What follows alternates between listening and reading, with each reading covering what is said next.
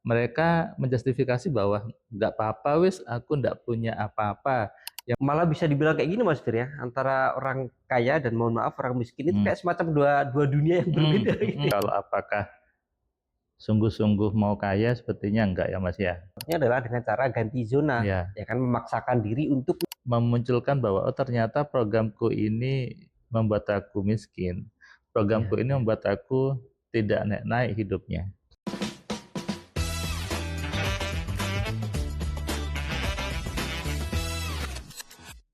Oke, halo sahabat Ngopi Mas. Perkenalkan, saya Kholik sebagai pemilik usaha Deganho. Terima kasih di sini saya akan menemani dalam sesi Ngopi Mas ya, ngobrol pintar bareng Mas Firman. Di sini kita ngobrolnya santai saja dan mudah-mudahan dengan adanya sesi Ngopi Mas ini bisa membuka wawasan teman-teman, bisa membuka inspirasi teman-teman, dan juga bisa membuka cara pandang teman-teman semuanya. Kira-kira seperti itu. Di kali ini kita akan membahas hal yang mungkin tabu gitu ya. Jadi di masyarakat kita ngomong kekayaan itu kan hal yang tabu. Nah, itu akan kita bahas di sesi kali ini. Mas Firman, kalau Ya. kita di masyarakat itu kan apa ya? Saya rasa hampir semua orang itu pasti kalau ditanya apakah pengen kaya, jawabannya pasti iya. Hmm. Tapi menurut Mas Firman ya kan, dengan kondisi real seperti ini, itu apakah emang orang-orang ini pengen kaya atau Mas Firman punya cara pandang lain Mas selain itu Mas? Gitu. Eh, Sebetulnya sih kalau kalau dibilang pengen kaya mungkin iya gitu ya. Tapi kalau apakah sungguh-sungguh mau kaya, sepertinya enggak ya Mas ya. Karena kan ketika orang tuh hanya ingin, ya dia ingin, tapi dia tidak mau untuk mengerjakan semua kegiatan yang membuat dia kaya. Dia tidak mau untuk berpikir kayanya. Oke. Karena itu dua hal yang berbeda. Ketika oh saya ingin sehat, tapi dia tidak berupaya untuk membuat dia sehat. Sama dengan ingin kaya, iya, tapi di kepalanya banyak program, banyak pemahaman yang dia tidak mau untuk kaya sebetulnya. Oke. Oke. Nah, kira-kira ini kan jawabannya adalah iya pasti ya. Semua orang pengen kaya. Tapi untuk menuju menjadi kaya itu yang nggak semua orang mau kan gitu Betul, Mas ya. ya. Nah, kira-kira langkah apa Mas ya yang kira-kira itu bisa diambil oleh teman-teman ini supaya mereka tahu arahnya gitu. Nah, ini yang penting gitu ya. Jadi ketika dia mengatakan ingin kaya, tapi dia tidak mengerjakan semua pola pikir yang dimiliki oleh orang kaya. Oke. Sehingga yang harus dilakukan pertama adalah dia harus berani mengupgrade isi kepalanya menjadi isi kepalanya orang kaya. Oke. Nah, ini yang langkah awal yang perlu dilakukan. Bukan, maaf, kerja keras, bukan ganti-ganti bisnis, bukan ganti profesi, bukan itu. Tapi bagaimana dia tahu bagaimana merubah pola pikirnya yang lama itu berganti menjadi pola pikir yang baru. Pola pikir yang memang membuat dia kaya, dan itu hanya bisa ditiru dengan orang-orang yang sudah kaya duluan. Oke. Jadi artinya itu yang utama itu langkah pertamanya untuk menjadi kaya itu adalah pola pikirnya dulu yang dirubah gitu ya. Jadi pola pikirnya itu pola pikir seperti orang kaya. Nah, pola pikir seperti orang kaya itu seperti apa Mas kira-kira Mas? Oke. Yang mendasar adalah orang kaya itu pasti berpikirnya uang ya Mas ya. Oke. Jadi jangan tabu ketika menyebut uang, jangan tabu ketika bahwa uang itu segalanya gitu ya. Karena ada banyak pemahaman yang tersebar bahwa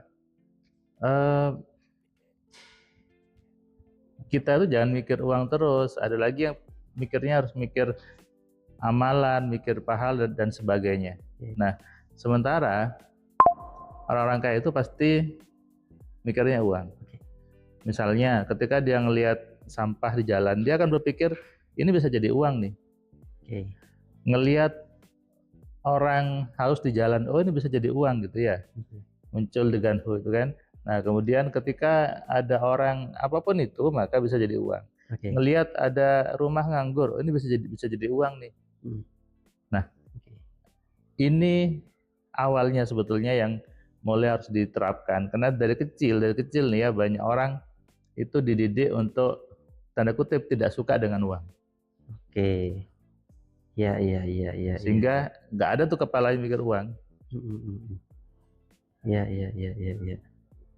Ya, apalagi pas waktu kecil kita malah diginiin, kadang biasanya Mas ya, masih kecil bahas uang kayak gitu kan, sering gitu kayak gitu ya. Nah itu akhirnya memori kita itu bahwasanya uang itu hal yang nggak ini loh dibicarakan itu gitu ya. Betul, Oke. betul. Ya, ya, ya, ya. Oke, Mas Fir. Terus selanjutnya Mas Fir, yang pertama kan adalah itu kita pola pikirnya dulu ya. Pola pikirnya untuk menjadi kaya, meskipun belum kaya tapi pola pikirnya dulu untuk jadikan kaya kayak gitu. Nah selanjutnya adalah ketakutan yang paling sering Mas Firman di pikiran bawah sadar kalau tentang kekayaan nih gitu kan. Kalau tadi kan mungkin pola pikirnya, kedua ini kan kadang kita ngeblok sama orang kaya Mas Fir kayak gitu. Nah itu gimana Mas Fir? Pola pikiran bawah sadarnya itu? Sebetulnya gini, kadang kita itu kan terutama di Indonesia gitu ya, sering dihadirkan dengan banyak tontonannya Mas ya, kayak sinetron gitu kan, dan film-film yang di situ biasanya digambarkan orang kaya itu suka marah-marah, orang kaya itu anaknya tidak bahagia, orang kaya itu rumah tangganya berpisah gitu ya, orang kaya itu sombong. Nah ini yang kemudian terekam di pikiran bawah sadar banyak orang, sehingga nggak suka sama orang kaya. Bahkan contoh nih, coba deh kalau dulu gitu ya, dulu ketika deket sama orang kaya, mungkin rasanya kayak gimana gitu ya. Bahkan saya pernah ada teman-teman saya gitu yang SD, ketika kita ngumpul, itu ketika sedikit aja ngomongin uang, itu sudah rasanya mereka kayak nggak nyaman gitu kan. Nah jadi anggapannya tuh kayak kaya tuh mikirnya uang aja, kaya tuh mikirnya cuma dunia aja, kemudian nanti kalau cuma mikir dunia gimana akhiratnya. Nah ini menjadi blocking tadi ya, menjadi ketakutan yang harusnya itu dibenahi dulu ketika ingin lebih kaya, ingin lebih bagus hidupnya. Dan itu banyak kan ketakutan yang ada di masyarakat gitu kan. Malah bisa dibilang kayak gini Mas Fir ya, antara orang kaya dan mohon maaf orang miskin itu kayak semacam dua dunia yang berbeda gitu ya. Ya kan, orang kaya ngelihat orang miskin melihat orang kaya itu kayak merasa sinis gitu gitu ya. Itu yang terjadi di masyarakat itu betul, kita ya, gitu. itu yang Padahal terjadi. Sebenarnya yang dirubah itu adalah pola pikirnya menjadi kaya dulu gitu. Iya. Itu pondasinya ya Mas Fir ya. Betul. Kalau melihat orang kaya sinis atau orang kaya takut kan jadinya ya tadi nggak suka berarti kan. Ngeliat temennya kaya gitu terus menjauh, ngeliat temennya ini menjauh, dan itu saya pernah alami gitu ya. Saya ngajak teman saya ke rumah itu mereka agak susah dengan berbagai alasan gitu kan. Bahkan saya pernah ngajak ngopi Mas di kafe yang bagus itu ya, saya yang bayari, mereka enggak mau. Nah itu kan ada pembatas di dirinya yang membuat seperti itu. Ada yang mau juga, tapi banyak yang nggak mau. Terutama yang tadi yang masih mindsetnya miskin tadi. Oke. Nah dari Mas Firman kan kelasnya udah lama ya, AMC ini kan udah punya banyak ribuan alumni kayak gitu. Nah dari berbagai daerah juga gitu, dari berbagai background juga Mas Firman yang udah didampingin ya kan, keyakinan negatif apa yang pernah Mas Firman temui tentang uang dari berbagai alumni tadi itu Mas? Biasanya nih ada pemahaman doktrin agama yang salah memahami sebetulnya. Bukan salah agamanya ya, tapi yang dipahami dari banyak doktrin, banyak informasi yang jadi salah.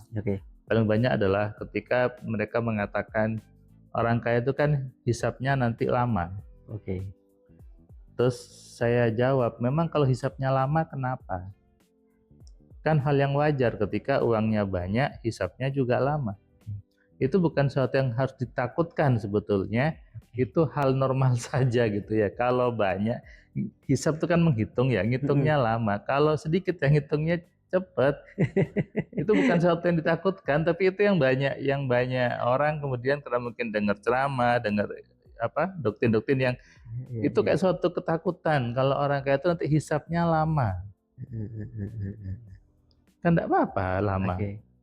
Tetap masuk surga juga kan hisabnya lama. Apa yang ditakutkan dengan kata hisab lama itu? Oke, Itu yang banyak oke. membuat orang kemudian merasa bahwa nanti kalau aku banyak uang, kalau aku kaya, nanti aku susah masuk surganya, hisabnya lama, dan itu yang banyak sih. Dan Oke. mungkin teman-teman juga pernah dapat itu yang membuat dirinya jadi agak takut dengan uangnya.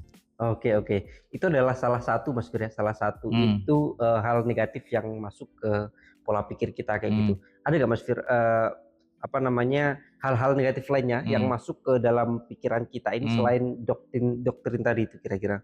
Ada, Mhm. misalnya tadi nonton sinetron, orang kaya itu sombong, Oke. Oh, orang oke. kaya itu tamak misalnya. Nah, sehingga dia nanti merasa bahwa kalau aku kaya, nanti aku sombong juga. Kalau aku kaya, nanti aku Oh, juga tamak juga. oke. Dan ingat, dua kata itu kan bagi orang negatif dan berdampak tidak baik di hidupnya. Oke, oke, oke. Akhirnya apa? Mereka menjustifikasi bahwa nggak apa-apa wis, aku nggak punya apa-apa. Yang penting aku nggak sombong. Oke. Nggak apa-apa wis, aku biasa saja. Yang penting aku eh, baik sama orang. Ya, ya, ya, ya, ya. Nah, itu yang kemudian menjadi program-program yang membuat jadi takut sebetulnya. Oke. Itu hal sepele yang mungkin tidak banyak disadari oleh orang-orang Mas Fir ya. Itu saya juga baru sadar loh kalau ternyata itu adalah masuk ke pikiran kita dan terbawa sampai sekarang gitu. Karena emang itu yang disuguhkan di media kita Betul, betul. gitu. Orang kaya itu sombong ya kan, orang kaya Ya. itu gitu-gitulah kira-kira gitu. Nah, Mas Fir, kadang selain itu juga kadang orang tua kita ini kan didikan zaman ini ya, zaman masih penjajahan gitu kira-kira ya. Apakah itu juga bisa dijadikan salah satu penghambat kekayaan Mas Fir ya? Atau seperti apa Mas Fir? Ya, karena kan sumber utama informasi dari manusia adalah orang tuanya. Oke. Ketika manusia itu sudah punya kepala di perut, itu sudah aktif pikirannya sehingga sudah bisa menyerap informasi. Ketika lahir juga akhirnya suara pertama yang didengar adalah suara bapaknya, suara ibunya.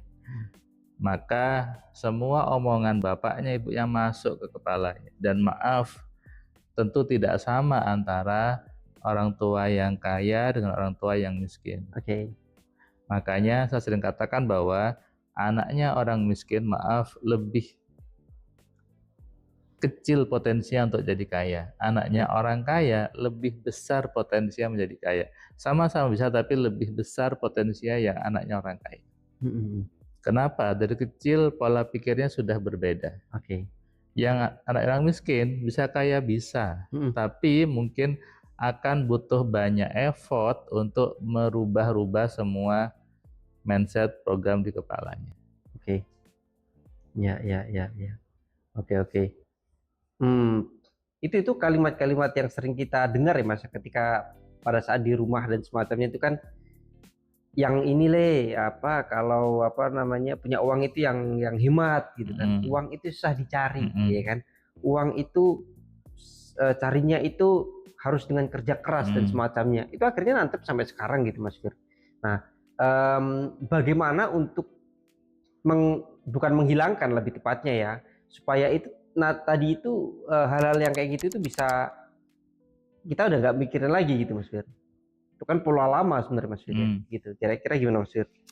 Tadi kan Mas bilang bahwa miskin kaya itu kayak dua dunia Mas ya, kayak Ya, dua betul. kutub yang berbeda gitu ya. Dan memang seperti itu. Nah, artinya apa? Ya kita harus masuk ke dunia itu.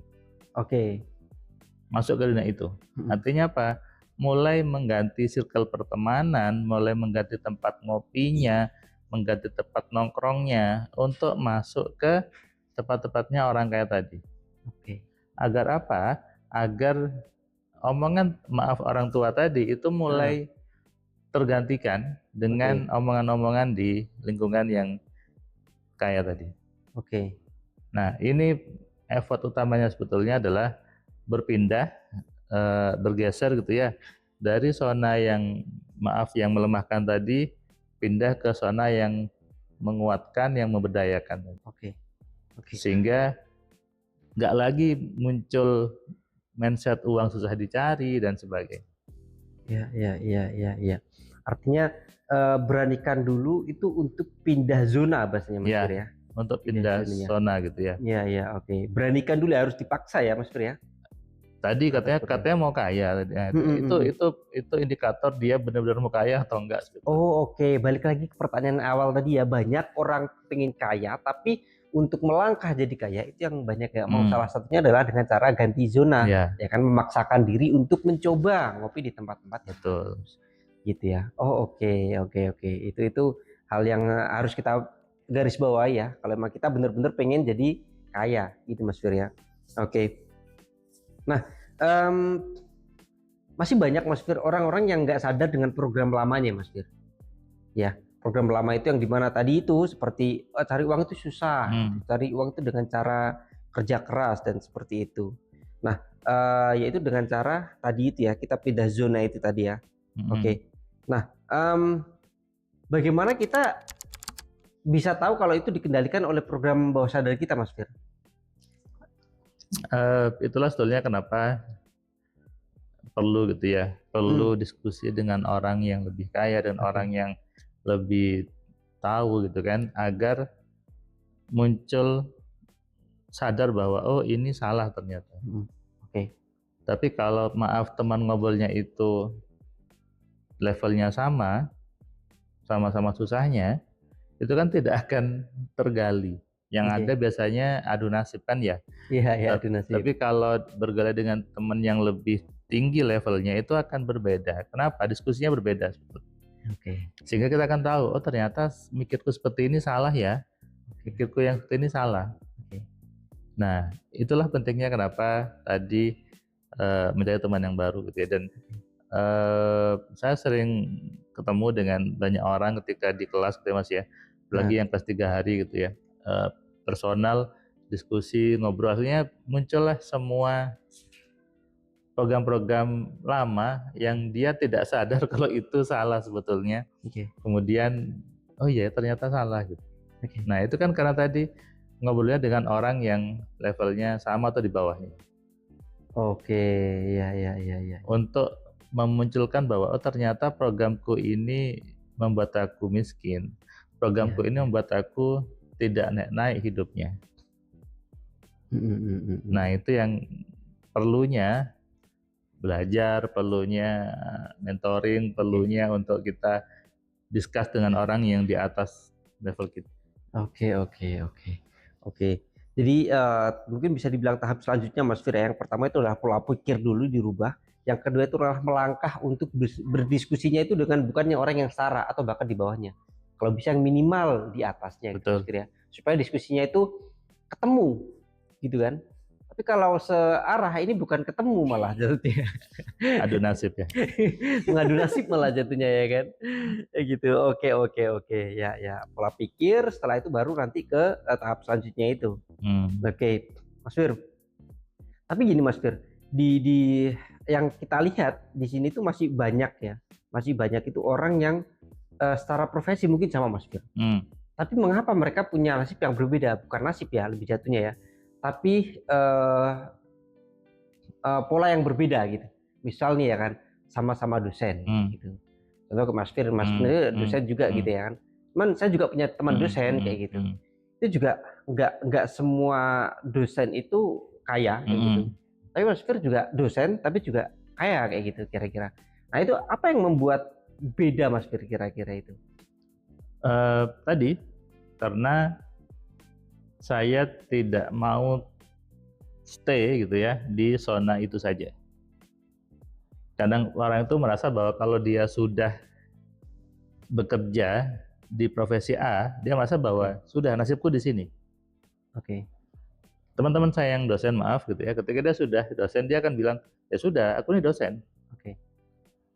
Jalani sebagai dosen. Dosen. Oke.